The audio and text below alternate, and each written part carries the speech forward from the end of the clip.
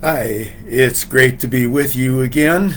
This is Dr. Ron Kaiser from the Mental Health Gym and the Rejuvenating Revolution and Rejuvenating University while we're throwing in all those credits.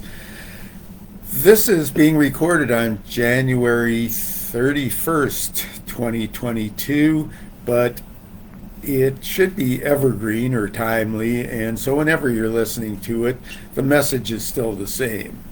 I'm wondering at this point, now that we're a month into the new year, how many of you have retained New Year's resolutions, if you made them in the first place?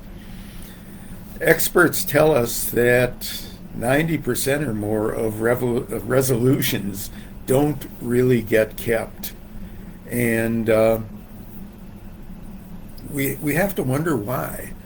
And one of the things that I think is really important to be aware of is when you make a resolution, you either keep it or you don't. And for too many people, if there is some slip up in the process, if you don't keep it, then it's like it's over with. In other words, if I didn't exercise for a day when I said I would, then I may as well give up. If I ate dessert and I made a resolution to only do it 3 times during the week and I did it 4 times this week, uh, okay, I failed that, so we give it up. Uh, there's something about the mindset in making resolutions that it's either an all or nothing thing. So I want to advocate for the notion of making plans instead of resolutions.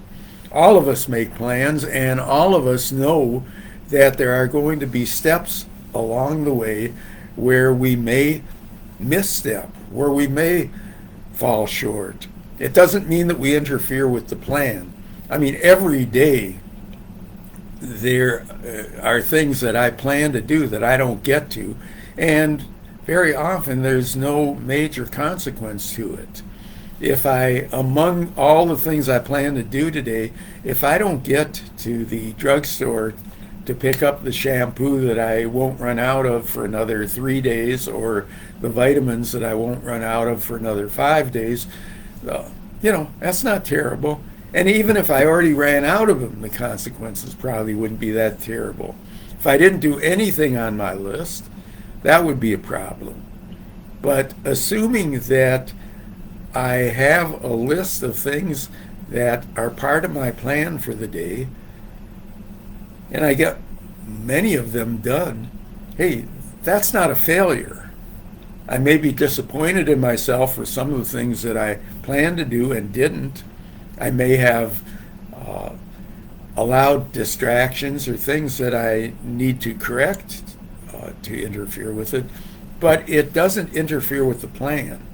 And that's why I always encourage people, no matter what age you are, to have daily, weekly, monthly, yearly, and 5-year plans up to 10 years.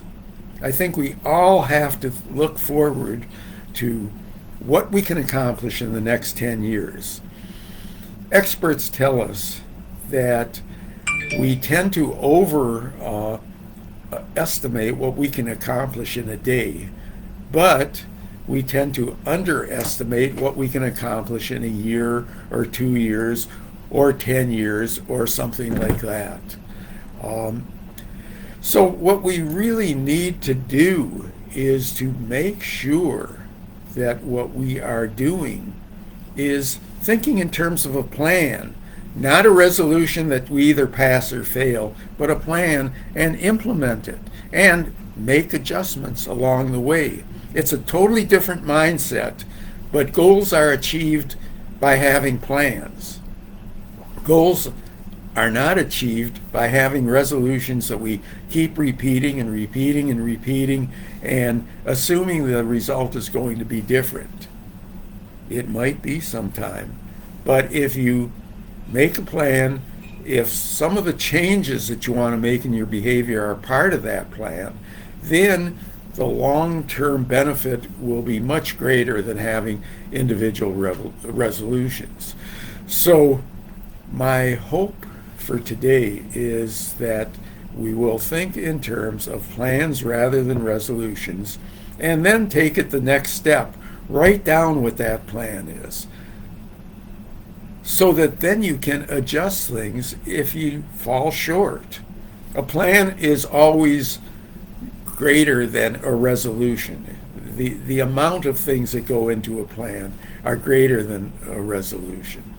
So my hope is that you'll have the plan, that you'll write it down, that you'll complete whatever you can, and that you be willing to modify the plan so that you're always moving forward. Moving forward is the key. That's what got us to where we are. It's what will get us through a lifetime of experiences for however long we live, and will enable us to be as productive as we can be moving forward.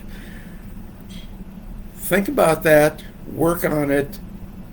I hope that some of you may be able to let us know in the comments what kinds of things work for you to be able to follow through on your plans, and maybe even what's helped you to keep your resolutions, even though I don't advocate for it. But be glad to hear from you in any case, and looking forward to seeing you next time.